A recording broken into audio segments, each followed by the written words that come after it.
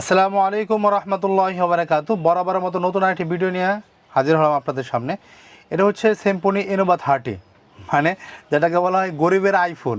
RAM ROM হচ্ছে 8/128। তো এই ফোনটি কেমন আজকে বিস্তারিত রিভিউ দেবো ইনশাল্লাহ। এখন আনবক্সিং করে নেই, আপনাদের সামনে আনবক্সিং করে দেখাবো এই ফোনটি কেমন। মানে 2025 সালেও এসে এই ফোনটা কিনা ঠিক হবে কিনা আজকে এইটাই আপনাদেরকে বলবো ইনশাল্লাহ।